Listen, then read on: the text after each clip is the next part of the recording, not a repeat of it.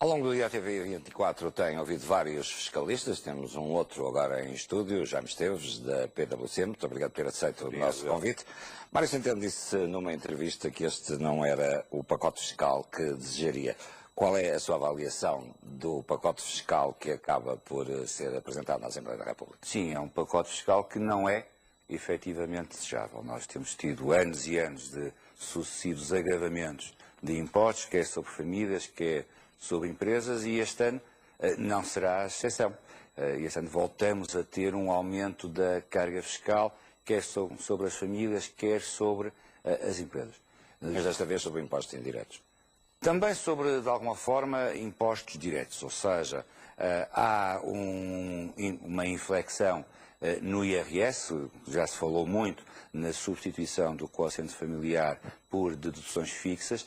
Esse efeito é negativo para rendimentos a partir de uma casa que, dependendo do perfil de rendimentos, poderá variar entre 12 mil e 16 mil euros individuais por ano, o que significa que famílias com rendimentos, seguramente 16 mil euros por indivíduo da família no ano, poderão perder rendimentos desta substituição, obviamente em função também do número de filhos que tenham, o qual poderá ser compensado pela redução da sobretaxa, mas que é extra-orçamento e que é um efeito temporário e que desaparece depois com a manutenção do sistema. No IRC, digamos que há um ligeiríssimo agravamento, na minha opinião. Do lado das empresas, no IRC, temos também alterações, nomeadamente pela inflexão, mais uma vez, na reforma do IRC, foi substancialmente discutido já nos últimos dias, e depois na tributação indireta, sim, aí temos um aumento muito significativo nos impostos do vício, no álcool, no tabaco,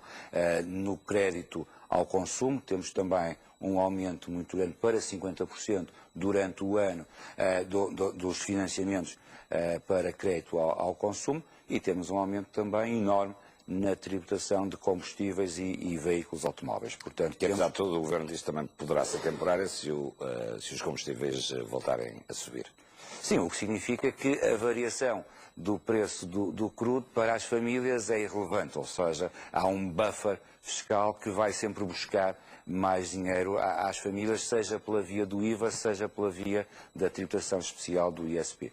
Do seu ponto de vista, havia outra alternativa para que o Governo pudesse contemplar algumas das medidas prometidas durante a campanha eleitoral com os compromissos que tem com Bruxelas? Bom, havia uma alternativa que seria radicalmente diversa e que seria substancialmente mais virtuosa, que seria conseguir-se reduzir a despesa pública. E esse é o grande problema, ou seja, nós assistimos mais uma vez a um aumento reiterado da tributação, neste ano com alguns riscos de conseguirmos efetivamente obter essa receita, e esse aumento da tributação sobre as famílias, sobre as empresas, é inevitável para conseguir manter o nível de despesa pública. Portanto, haveria de facto uma receita, mas seria radicalmente diversa, seria a redução relevante da despesa pública. A sua crítica iria ao ponto de dizer, como Passos Coelho, que poderemos estar à beira do incumprimento?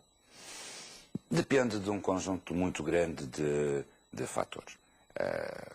As receitas fiscais que estão previstas, que aumentam e que permitem a quadratura do círculo de, não obstante, cumprirem-se as metas orçamentais que foram na sexta-feira negociadas com Bruxelas, nomeadamente um déficit de 2,2% do PIB, estão também influenciados por essas receitas fiscais, as quais dependem também de um conjunto de pressupostos. Ora, esses pressupostos eventualmente serão otimistas, ou seja, depende de alguma inflação maior do que aquela que temos tido, poderá não ser expectável, depende de um comportamento favorável das exportações, e os nossos principais mercados também não nos garantem esse crescimento de exportações. Veja-se o caso de Angola, veja-se o caso da instabilidade política em Espanha e das sucessivas crises na União Europeia, que nos podem prejudicar nas exportações. Depende de um crescimento do consumo interno, que por tudo isto poderá também não se verificar. Depende de uma manutenção das taxas de juro a valores anormalmente baixos.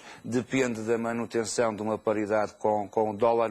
Depende também de uma manutenção em baixa dos preços do petróleo. Ou seja, há aqui um conjunto de variáveis que, se todas elas correrem favoravelmente, as receitas serão obtidas. Se uma delas falhar, começamos sucessivamente a colocar cada vez mais em risco a obtenção de uma redução efetiva do déficit, e lembro que nós conseguimos financiar no BCE porque uma das agências de rating não nos colocou ainda ao nível de lixo. Se isso suceder, perdemos imediatamente as condições de financiamento. Portanto, enfim, não queria ser alarmista, mas não podemos afastar essa perspectiva, porque se aposta num aumento de receitas, sobretudo receitas indiretas, o que tem um nível grave de incerteza na sua obtenção durante o ano e coloca em risco. Quero dizer que também partilho, do ponto de vista da Assunção Cristas, que a recuperação económica poderá estar em perigo.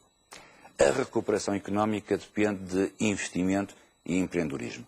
Sempre que se...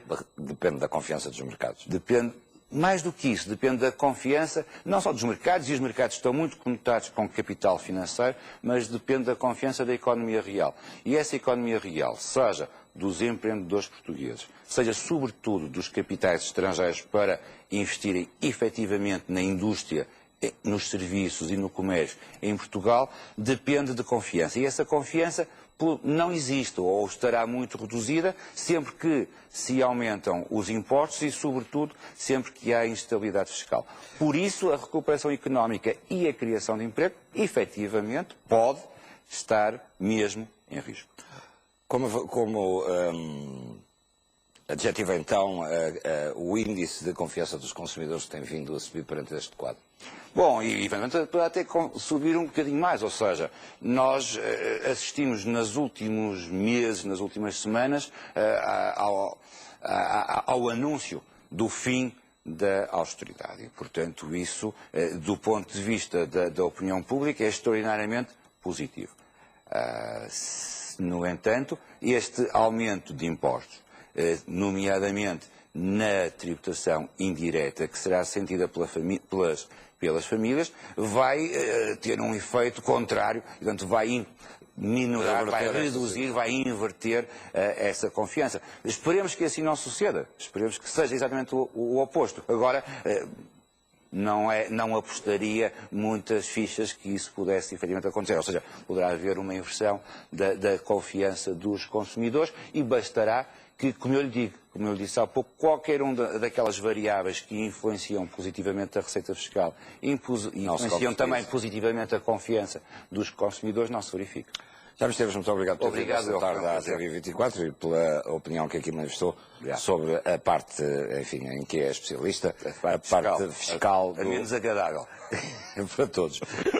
Mas não podemos viver sem impostos, não é? Muito obrigado. Obrigado.